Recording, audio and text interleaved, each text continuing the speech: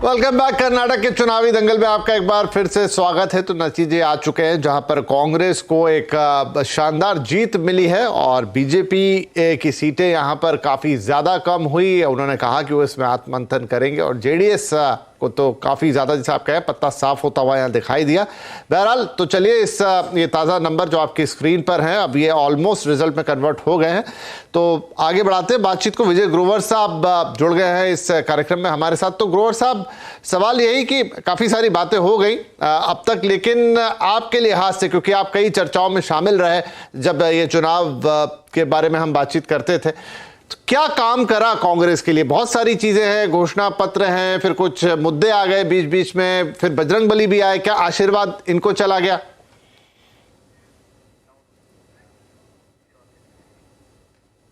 चलिए, शायद ग्रोवर साहब लेट भी आए और लिंक फिर से डाउन हो गया।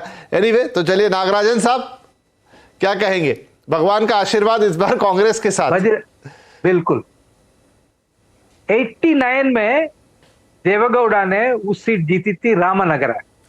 काफी तादाद में वहां मुस्लिम मतदाता है। और एक जगह है पुलिकेशी नगर, बंगलुरु शहर में। बीजेपी का जमानत जब्त हो गया वहां इस बार। ये बजरंगबली का जो काउंटर पोलराइजेशन, जिस वजह से उन्होंने बजरंगबली को उसमें शामिल किया, कांग्रेस को उसका पूरा फायदा मिला। ओल्ड मैसूरू रीजन में भी मिला, बेंगलुरु शहर में भी मिला।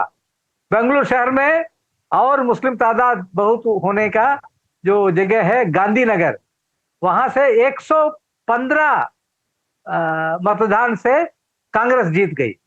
बीजेपी लॉस बाय 115 वोट्स, ये सब है।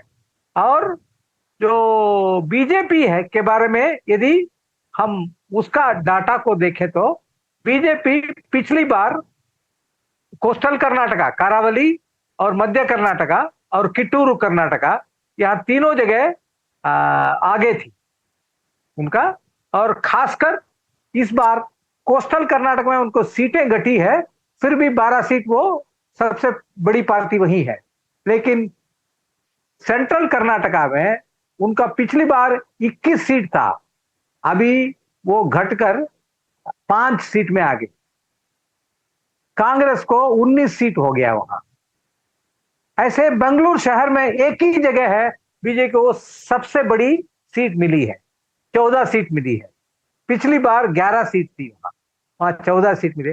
बाकी जगह तो देखिए, ओल्ड मैसूर में 6 सीट चला गया, उनको केवल 5 सीट मिला इस बार। और हैदराबाद कर्नाटक में भी ऐसी स्थिति है, वहां 30 सीट मिला था, वहां 17-16 में आके सिमट गया उन्होंने। तो इसलिए हर जगह उनको और कुछ जगह तो ऐसा है जो सेंट्रल कर्नाटक में डिपॉजिट खत्म हो गए और इंडिपेंडेंस की वजह से। यदि किट्टूरू कर्नाटक में देखें तो वो एमईएस की वजह से बीजेपी का जो रिबल्स था, लगभग 35 रिबल को जेडीएस ने टिकट दिया था। उसमें से 20-22 रिबल्स का अच्छा खासा वोट मिला था। उन लोगों ने बीजेपी को फायदा ही वो जीतने का जो था उसको खराब किया है इस बार।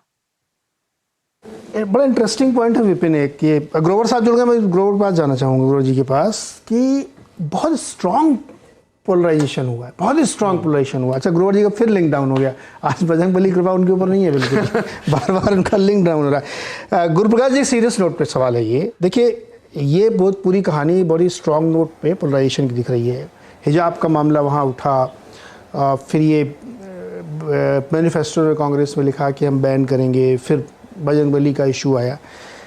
एक्चुअली ये काउंटर हो गया आपके लिए, इसका फ़ायदा आपको मिलना चाहिए था, वो मिल गया कांग्रेस को। अभी देखिए, बता रहे हैं वो गांधीनगर की सीट 115 वोट से जीतता है कांग्रेस वाला। ऐसी बहुत जगहों, जैसे आपका जो महाराष्ट्र कर्नाटक वो आपका गढ़ है, मध्य कर्नाटक आपका गढ़ है, वहाँ पे भी आप बहुत बुरी तरह हारे हैं। तो ये दिखाता है कि जो पोलराइजेशन हुआ है ज़बरदस्त, वो एक्चुअली आपके बहुत उल्टा पड़ गया है। रियलाइज़ कर रहे हैं आप ये? नहीं, पोलराइजेशन या कंसोलिडेशन ये आपकी शब्दावली हो सकती है, हम लोग कभी भी इस दृष्टि से काम नहीं करते हैं। और देखिए नीरज जी, इस बात को आप भी स्वीकार करेंगे कि जो लोग भगवान राम के अस्तित्व पे प्रश्न चिन्ह खड़ा करते थे, 2007 में सुप्रीम कोर्ट में याचिका दायर करते थे, वो लोग भी बजरंग बली का पाठ कर रहे हैं, वो लोग भी हनुमान मंदिर जा रहे हैं। प्रियंका गांधी जी, आज देखा मैंने, हनुमान मंदिर गई थी। तो कर्नाटक से लेकर के बंगाल तक, बंगाल में जो लोग संदेह प्रकट करते थे वो आज चंडी पाठ कर रहे हैं। तो यहां जाने का कोई अर्थ नहीं है। लेकिन निश्चित रूप से देखिए, इस देश में एक तुष्टीकरण की राजनीति तो रही है, और इस तुष्टीकरण के खिलाफ बोलना उचित नहीं है क्या? और जब हम तुष्टीकरण कहते हैं तो हम स्पष्ट रूप से हमारा ये मानना है कि एसडीपीआई के बारे में कोर्ट ने क्या कहा था? कोर्ट ने कहा था कि ये एक एक्सट्रीमिस्ट ऑर्गेनाइजेशन है। ये कोर्ट के शब्द है, मेरे शब्द नहीं है। एक्सट्रीमिस्ट ऑर्गेनाइजेशन है, indulging in serious act of violence. अब क्या कांग्रेस और एसडीपीआई का एक गठबंधन नहीं था? क्या एसडीपीआई को लेकर के कांग्रेस के राष्ट्रीय अध्यक्ष खड़गे जी ने यह नहीं कहा था कि एसडीपीआई एक सेकुलर अलायंस है? तो जो तुष्टीकरण की राजनीति है, अब ये तुष्टीकरण के नाम पे जो कंसोलिडेशन करने का काम करते थे, रिवर्स पोलराइजेशन करने का काम करते थे, उनको तो एक्सपोज करने की आवश्यकता है। और हम लोगों ने, आपको समझना होगा कि हम लोगों ने सिर्फ प्रतिक्रिया दी है। बजरंगबली को कर्नाटक के पॉलिटिकल डिस्कोर्स में कौन लेकर के आया? भारतीय जनता पार्टी लेकर के आई। क्या कांग्रेस के लोग लेकर के आए थे? पीएफआई को कर्नाटक के पॉलिटिकल डिस्कोर्स में कौन लेकर के आए कि पीएफआई को बैन करेंगे? और यह तो बिल्कुल हास्यास्पद है। पीएफआई जो कि ऑलरेडी बैंड संगठन है, पीएफआई जो कि जुडिशियल प्रोसेस के बाद, सुप्रीम कोर्ट में सुनवाई के बाद जिसको बैन कर दिया गया है विधिवत संवैधानिक तरीके से, पीएफआई पे बैन करेंगे, बजरंग दल पे बैन करेंगे? तो मुझे लगता है इसको तो जवाब देना पड़ेगा ना, प्रतिक्रिया देनी पड़ेगी ना। आखिरकार कांग्रेस का और तुष्टीकरण का, देखिए गुरुप्रकाश जी, नया नहीं है। आपको याद होगा उसी प्रतिक्रिया का तो प्रतिक्रिया पे प्रतिक्रिया है ये। मैं वही तो कह रहा हूं आपसे, प्रतिक्रिया पे प्रतिक्रिया है। नहीं, नीरज जी, मुझे लगता है कि ये आकलन आपका हो सकता है, लेकिन जहां पे हिंदू अस्मिता की बात आएगी, हिंदू अस्मिता की बात तो हम करेंगे ना। राम मंदिर नहीं बना, अब इसके लिए कौन जिम्मेवार है? जब देश आजाद हुआ था तो सोमनाथ मंदिर का जीर्णोद्धार का मुद्दा आया था। कांग्रेस के प्रधानमंत्री ने क्या कहा था? लेकिन इसके विरोध में तत्कालीन भारत के राष्ट्रपति राजेंद्र प्रसाद जी गए थे। महात्मा गांधी जी तक ने कह दिया था कि नहीं, बिल्कुल टैक्स पेयर के पैसे से होना चाहिए। 1966 का साल था, गौ हत्या के विरोध में संत समाज के लोग विरोध करे, सदन के बाहर में गोलियां चलवा दी गई थी।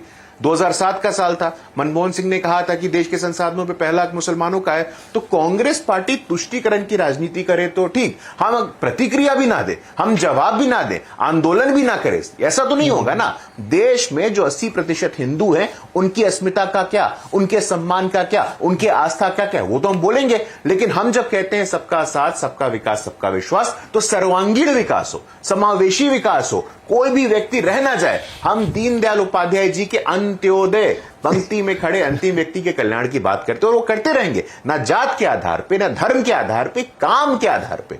कहां क्या आवश्यकता, उस आधार पे हमें काम करने की आवश्यकता है। ये सब डाइवर्जनरी टेक्निक है, ये सब भ्रमित करने वाली बातें हैं। और आप भली भांति जानते हैं कि कर्नाटक के चुनाव के विमर्श में इन सब मुद्दों को, पीएफआई हो, बजरंग दल हो, प्रधानमंत्री पर अमर्यादित टिप्पणी करने की बात हो, ये कांग्रेस पार्टी लेकर के आई है। अब इसका नफा नुकसान में मुझे जाने की आवश्यकता नहीं है, क्योंकि कर्नाटक की जनता, देश की जनता इस बात को भली भांति जानती है। नीरज जी, ठीक है, विजय ग्रोवर जी फाइनली जुड़ गए हमारे साथ। थोड़ा फ्रेम अभी भी है विजय साहब, आपने बहुत मेहनत की, मैं देख रहा था, लेकिन फाइनली लिंक स्टैब्लिश हो गया है। तो यही मैं आपसे पूछना चाह रहा था कि अब काफी सारी बातचीत हुई इस दौरान जब ये चुनाव चल रहे थे, और फाइनली आज रिजल्ट हैं। क्या चीज कांग्रेस के पक्ष में गई और क्या चीज बीजेपी को पीछे ले गई, आपका एनालिसिस? देखिए, जहां तक ये चुनाव है, इसमें सबसे बड़ी खासियत जो गई,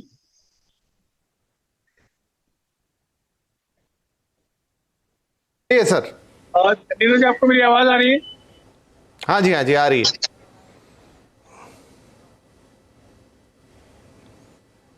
हाँ बोलिए ग्रोवर साहब। शायद लिंक जुड़ा तो है, वो दिख तो रहे हैं, लेकिन आवाज पूरी तरीके से नहीं पहुंची। खैर, हम अपने अंतिम चरण में है कार्यक्रम के, तो नीरज जी यहाँ से अब वो बातें होती रहेंगी और तमाम सारी बातें हैं, पार्टी अपनी एनालिसिस भी करेंगे। लेकिन अब यहाँ से दो तरह की चीज़ें, एक तो चलिए बड़ा चुनाव हो गया लोकसभा, लेकिन और भी स्टेट्स के भी आगे चुनाव है। उसमें मध्य प्रदेश आता है, राजस्थान जैसा बड़ा स्टेट आता है, वहाँ पर बीजेपी का अच्छा होल्ड है, लोकल लीडरशिप भी अच्छी है, और वो फिर हिंदी भाषी राज्य। हमें ये नहीं भूलना चाहिए कि दक्षिण में थोड़ा अंतर आ जाता है और हिंदी भाषी राज्य में थोड़ा कनेक्ट के लेवल पे अंतर आता है। जब वहां जाके प्रधानमंत्री बोलेंगे उसकी बात बहुत अलग होती है, कहीं और बोले तो थोड़ा तो अंतर आता है उसमें। इन राज्यों में अब बीजेपी को क्या देखना होगा? क्या उस लोकल लीडरशिप को उस तरीके से रखना होगा? उनका अपना आकलन है। देखिए, मैं ये नहीं कहूंगा क्योंकि यहां पर भी शायद वो बहुत सारे लोगों ने पार्टी छोड़ी, तब हम बड़ी बातें कर रहे थे, लेकिन वोट परसेंट तो इंटैक्ट है, इसमें उसका कोई फर्क पड़ा नहीं है, कोई असर नहीं। इवन जगदीश शेट्टर हार भी गए। तो फिर भी क्या अप्रोच होगी? देखिए, बिल्कुल बहुत ही इंटरेस्टिंग क्वेश्चन है। इसी पे शायद बीजेपी का सबसे बड़ा फोकस होगा, क्योंकि लोकसभा से पहले उनके इलेक्शन है। लोकल लीडरशिप इन 3 राज्यों में जहां चुनाव होने वाली, वहां पे कर्नाटक से ज्यादा एस्टेब्लिश है। आप शिवराज जी आपके राज्य के हैं और लंबे समय से वो सीएम है। राजस्थान में अल्टी पल्टी चलती रहती है 5-5 साल में। छत्तीसगढ़ में बहुत लंबे समय बाद बीजेपी हारी थी। तो इन तीनों राज्यों में स्ट्रक्चरली बहुत अच्छा है और लोकल लीडरशिप भी बीजेपी के पास है, और तीनों हिंदी भाषी राज्य। ये एक फैक्टर किसी ने जिक्र नहीं किया है, लेकिन ये बहुत बड़ा फैक्टर है कि आप जब सेंट्रल लीडरशिप जाके वहाँ पे, तो कम्युनिकेशन में भी एक थोड़ा इशू होता है वहाँ पे, लेकिन ये बहुत बड़ा इशू नहीं था, लेकिन इसका भी फर्क पड़ता है। इन तीनों राज्यों में जो मैं बार बार कह रहा हूँ कि बाइपोलर इलेक्शन है, यहाँ बीजेपी कांग्रेस का कोई नहीं है। तो उस चीज को बीजेपी को स्ट्रेटेजाइज करना पड़ेगा अपने लेवल पे, कांग्रेस को अपने लेवल पे।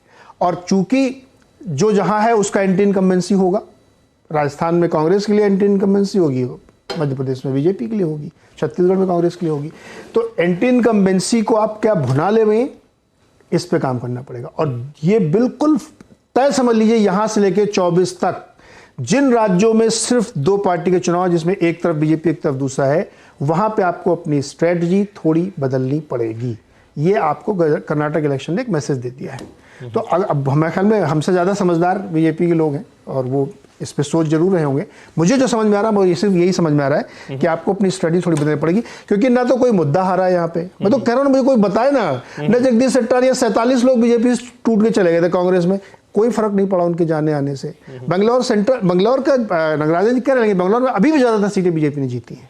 वो जहाँ पे मैक्सिमम पोलराइजेशन हुआ, ये शब्द गुरु प्रकाश जी एक्सेप्ट नहीं कर रहे हैं, उनको करना भी नहीं चाहिए, पॉलिटिकल पार्टी है, लेकिन मैं एनालिस्ट हूं, मैं कह सकता हूं उस पोलराइजेशन का नतीजा था कि 115 वोट से हार गया। तो ये जहां जहां हुआ वो आपको देखना पड़ेगा, क्योंकि अगर वोट परसेंट आपका इंटैक्ट है तो फिर मैं मानता नहीं कि कोई मुद्दा, अगर बीजेपी एंटी इनकम्बेंसी होती तो ये वोट परसेंटेज गिरता। ये वोट परसेंट न गिरने का मतलब, मैं दोबारा कह रहा हूं अंडरलाइन करके, कि ये एंटी बीजेपी वोट था, कि मेरे को इस सरकार को हराना है, बीजेपी को हराना है, ना कि किसी और को। जी चलिए, समय बिल्कुल कम रह गया है, तो खंडूरी साहब, आप लोग जब यहाँ से आगे, इन्हीं 3 राज्यों की बात कर रहा हूँ, वहां पर जाते हुए एक राज्य में, 2 राज्यों में आपकी सरकार है, एक में आपको मुकाबला करना होगा, क्या स्ट्रेटेजी रहने वाली है आप लोगों की? देखिए, सबसे पहले तो मैं इस बात को तो बिल्कुल भी नहीं आगे जाने दूंगा कि हमारे भाजपा के साथी हैं, उन्होंने हमें कुछ इतिहास बताया है। तो अगर इतिहास मैं भी अगर बताना शुरू हो जाऊं तो मैं 1942 की बात कर सकता हूँ, क्विट इंडिया मूवमेंट की, जिसमें जो कांग्रेस पार्टी में जो थे उन्होंने इस देश को आगे लेके गए, और कुछ लोग ऐसे थे जो मुखबरी कर रहे थे। तो इतिहास कर मैं भी जानूं। दूसरी बात मैं आपको ये बताना चाहूंगा कि ये कह रहे हैं कि तुष्टीकरण की राजनीति हम ही कर रहे हैं, और ऊपर से इस डिबेट में भगवान राम का नाम वो लेके, मैं तो नहीं लेके आया हूं। तो फिर ये कहना कि 80% हिंदू और हिंदुओं की कौन रक्षा करेगा, ये बड़ी क्लासिक स्ट्रैटेजी है, इसका मैं विरोध करता हूं। और ये आपने कहा कि मैं माफी चाह रहा हूं कि थोड़ा सा मैंने डाइवर्ट किया। अब आपने जो सवाल किया है उसका मैं जवाब देना चाहूँ। देखिए, जहां तक रही राजस्थान की बात या छत्तीसगढ़ की बात, मेरा अभी से ये मानना है कि जो भी हमारी जो कर्नाटका में जो लेसन्स हुए हैं, जो हमारी सीख रही है, उसका इम्प्लीमेंटेशन राजस्थान में भी और छत्तीसगढ़ में भी होगा। एक दूसरा हमारा यह मानना है कि अगर संगठन और नेता एक साथ मिलकर चले तो मैं ये मानता हूं कि हम वहां पे भी चुनाव जीतेंगे। मैं आपसे ये कुछ भी नहीं कह रहा हूं, ना मैं कह रहा हूं कि काम आसान है, एंटी इनकम्बेंसी हर जगह होती है, ये मैं मानता हूं। पर मेरा ये मानना है कि कर्नाटका में जो विजय है वो एक तरह से आप संजीवनी कह लीजिए या किरण, आशा की किरण ले लीजिए, ये बहुत प्रोत्साहित करेगी सारे कांग्रेस पार्टी को, और आने वाले चुनाव में इसका जरूर अच्छा पॉजिटिव इम्पैक्ट है। ठीक है, तो अब आगे तो चुनाव जो आएंगे उसमें देखा जाएगा कि कैसी चीजें क्या, लेकिन आज तो कर्नाटक में आपकी विजयश्री हुई है तो उसके लिए आपको पुनः बधाई। और अब वक्त भी हो गया कि कार्यक्रम का अंत करें, तो कर्नाटक के नतीजे जिस पर काफी दिनों से चर्चा थी, नजर थी, अब सबके सामने है। और 2024 के लिए अब जो भी चुनाव होंगे उनको उनका सेमीफाइनल कह लीजिए या रोड टू 2024। हालांकि ये बात सही है कि राज्य अलग और देश अलग या नेशनल चुनाव अलग, लेकिन फिर भी चुनावी नतीजे आते हैं तो उनके विश्लेषण तो निकलते ही निकलते हैं। इस कार्यक्रम में फिलहाल इतना ही। आप सभी को चर्चा के लिए धन्यवाद और आगे CNBC आवाज पर खबरों का सिलसिला जारी है।